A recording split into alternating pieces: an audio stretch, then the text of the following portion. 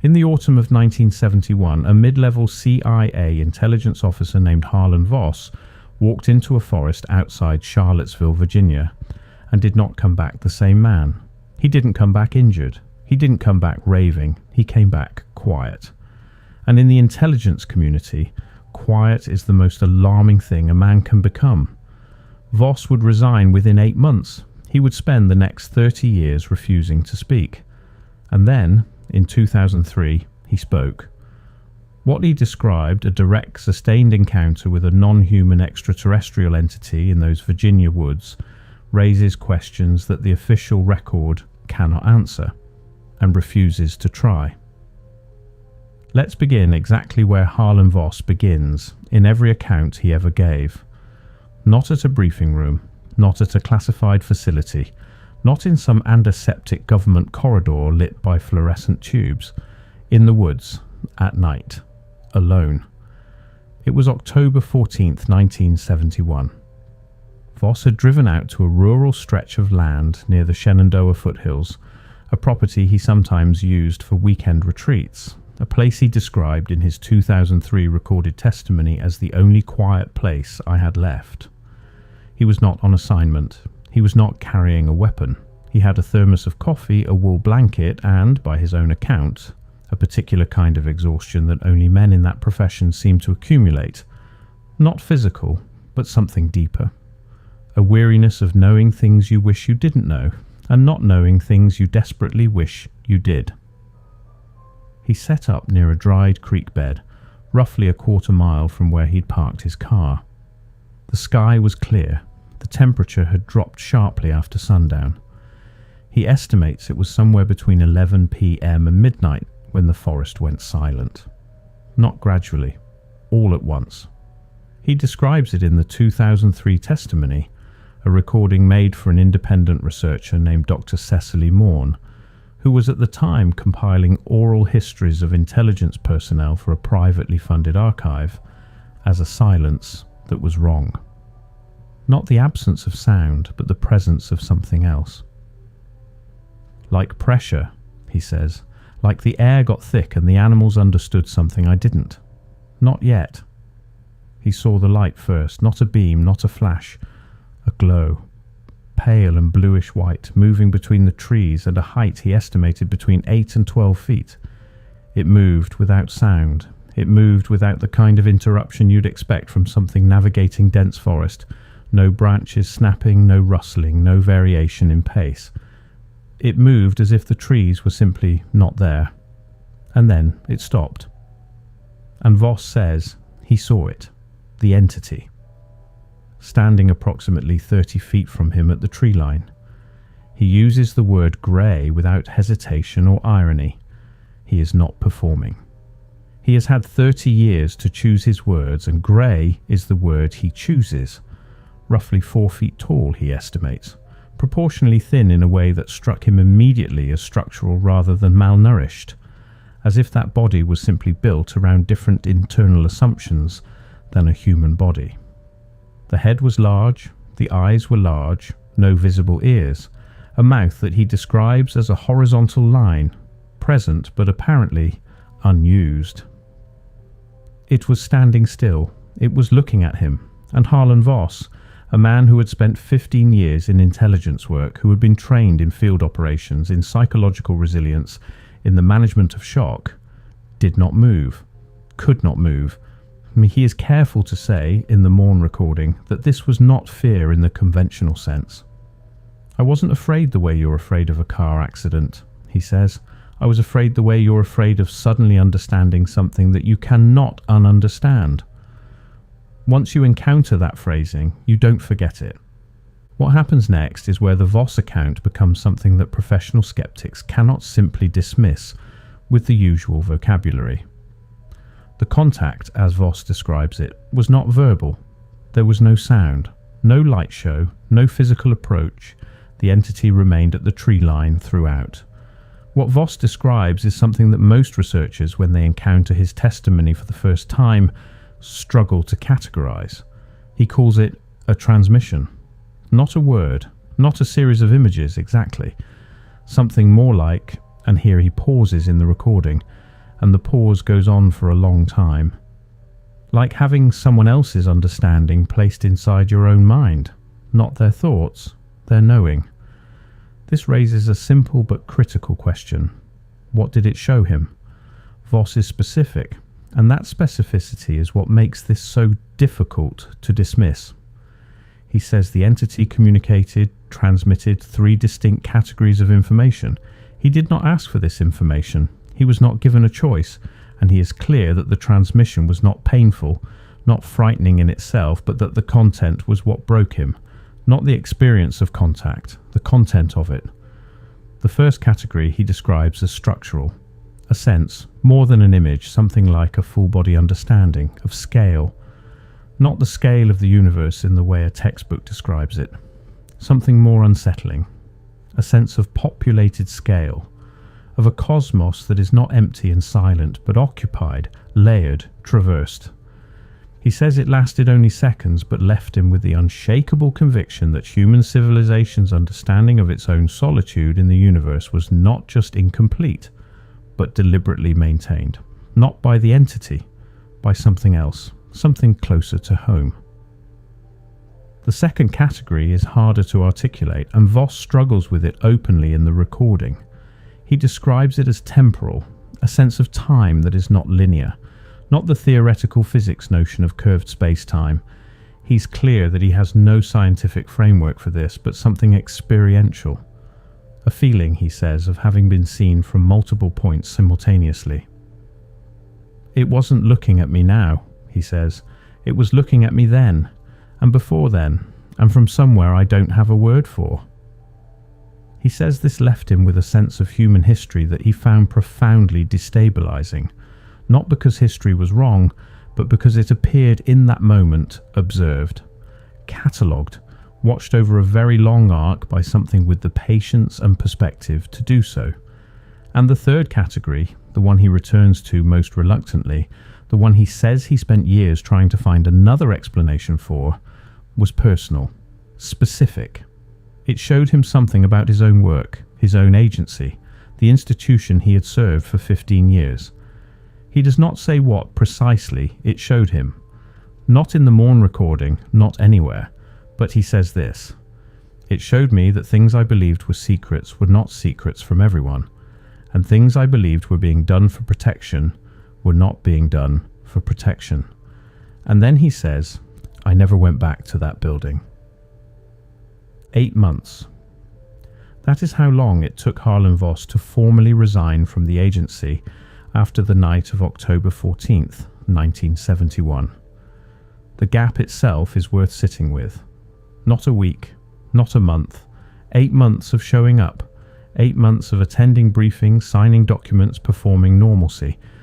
And then, in June of 1972, a letter of resignation that Dr. Morn obtained a copy of by me through what she describes in her archive notes only as a secondary source with direct access, which contains in its final paragraph a sentence that appears to have no bureaucratic precedent. I am no longer able to serve the functions of this office with the confidence that those functions serve the purposes I believed them to serve. That is not standard resignation language. That is a man trying to say something without saying it. The deeper you go into the administrative record surrounding Voss's departure, the more the official explanation begins to break apart. His personnel file, what fragments of it have circulated in research communities since the 1990s, indicates a performance review from March 1972, 4 months after the encounter, that describes him as increasingly non-responsive in collaborative settings and demonstrating apparent difficulty with information compartmentalization. That last phrase, difficulty with information compartmentalization. In intelligence work, that means a person is having trouble keeping secrets separate, trouble maintaining the walls between what they know and what they're permitted to act on. What does that look like after an experience like the one Voss describes?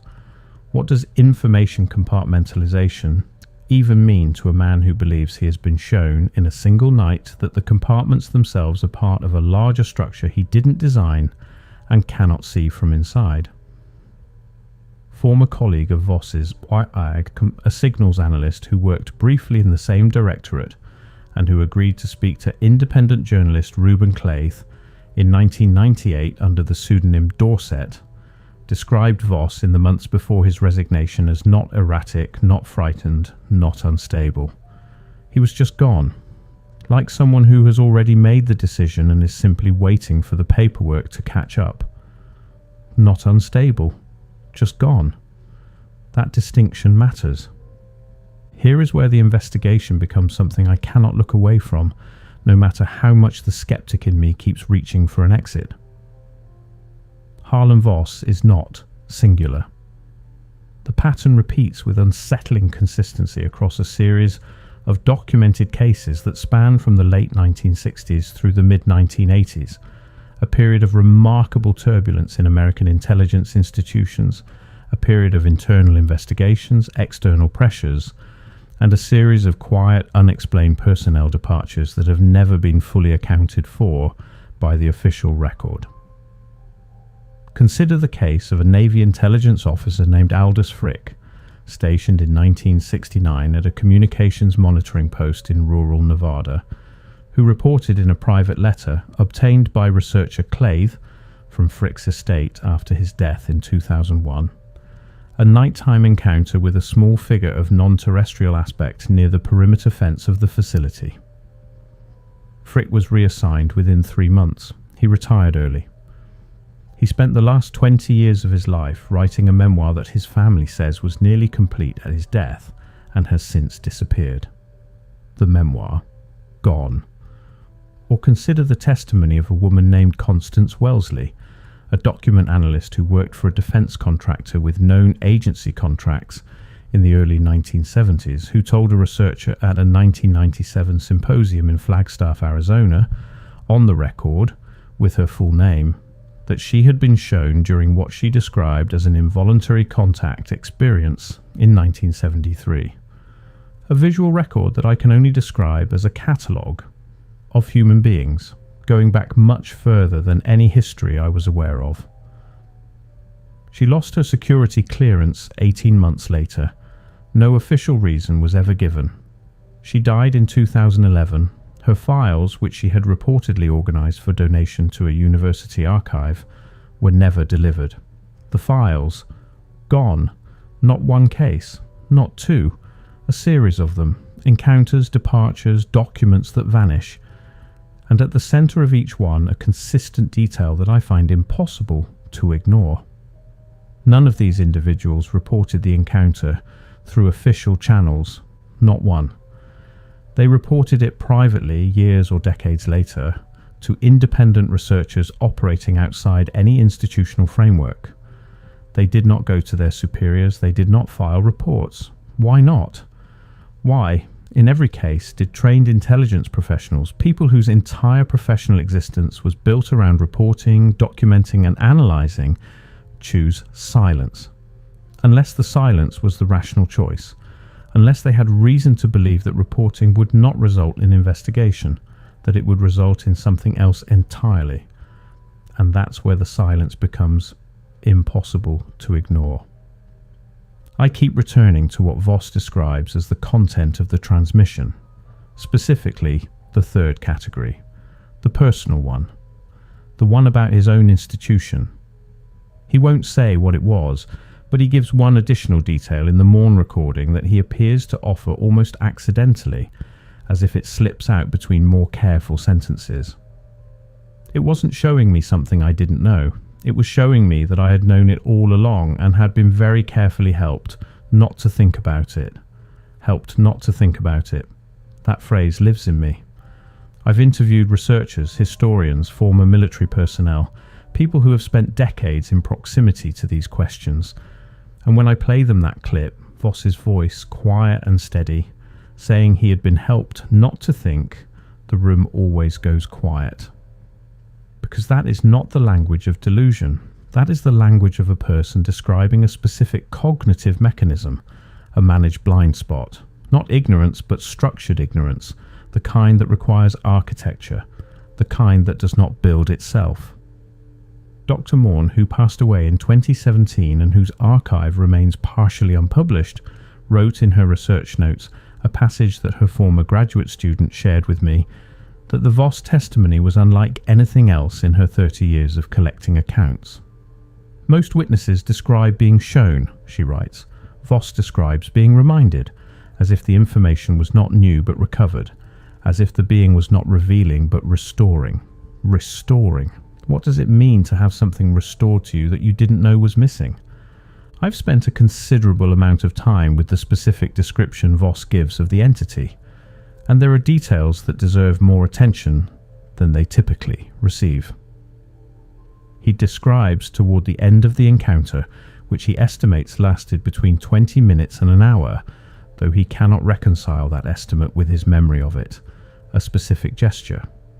The entity raised one hand, slowly. Not in greeting, he says, not a wave, more like an acknowledgement. The way you'd acknowledge someone you've been watching for a long time, he says. The way you'd acknowledge someone you expected to eventually look up.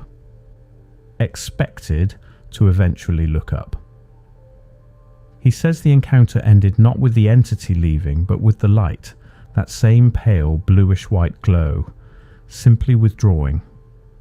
Not moving away through the trees, withdrawing as if dimming, as if stepping behind something invisible. And then the forest sounds returned, all at once, the same abrupt boundary on the other end that had marked the beginning. He walked back to his car. He sat there for, he thinks, 2 hours. He drove home. He did not tell his wife. He did not write anything down. He says he was afraid that writing it down would make it real in a way he wasn't ready for. When he finally did speak 32 years later, he was 71 years old and had been diagnosed with a terminal illness. He told Dr. Morn that he had waited until he had nothing left to lose, and then he said something that she marked in her notes with 3 underlines. The only thing I'm still afraid of is that no one will understand that I'm not trying to tell them something strange. I'm trying to tell them something obvious, that we have been seen, that we have always been seen, and that the only remarkable thing about that night was that for 20 minutes I was allowed to know it. Allowed to know it, not by the entity, he clarifies. The entity simply showed him. He means allowed by circumstance, by timing, by whatever combination of variables, his isolation, his state of exhaustion, his location, created conditions that he suspects are not frequently met. He suspects they are not frequently met. The official record contains no reference to Harlan Voss's encounter of October 14th, 1971. That is not surprising. It would be more surprising if it did. What the official record does contain, and in fragments, in peripheral documents, in the margins of administrative files, is a portrait of a man who functioned, who served, who was regarded as capable and professional, and who then became someone his colleagues described as absent, present in body, gone in some other harder-to-name way. And here is what I keep coming back to. Here is the detail that, once you notice it, reorganizes everything around it. The Voss account is not primarily a story about an alien encounter, or rather it is not only that. What Voss describes is an informational event, a transfer of knowledge. And the knowledge transferred was not about the extraterrestrials. It was not about their technology, their origin, their biology. It was about us, about human institutions, about what is known and by whom, and how the gap between those two things is maintained. The entity did not come to Harlan Voss with a message about itself. It came with a message about him, about us. What does that suggest about the nature of these encounters if the pattern holds? What does it suggest that, in case after case, the content of the transmission is not revelatory about the beings themselves, but revelatory about human systems, human blind spots, human structures of managed ignorance? What does it mean that the beings, whatever they are, wherever they come from, appear to be less interested in showing us themselves and more interested in showing us ourselves? Harlan Voss died in 2009. His estate was modest. His family has declined all interview requests. The Mourne archive remains partially sealed, pending agreements that have been in negotiation, according to Dr. Mourne's former student, for the better part of a decade. The woods outside Charlottesville are still there. The dried creek bed is still there. Whatever walked out of those trees on October 14th, 1971, whatever stood at the tree line and looked at a tired intelligence officer and decided, for reasons we cannot know, that this was the moment to reach across whatever distance separates us, it left no physical trace, no burn marks, no ground disturbances, no anomalous readings of any kind, nothing that science could point to and say, here, something happened here.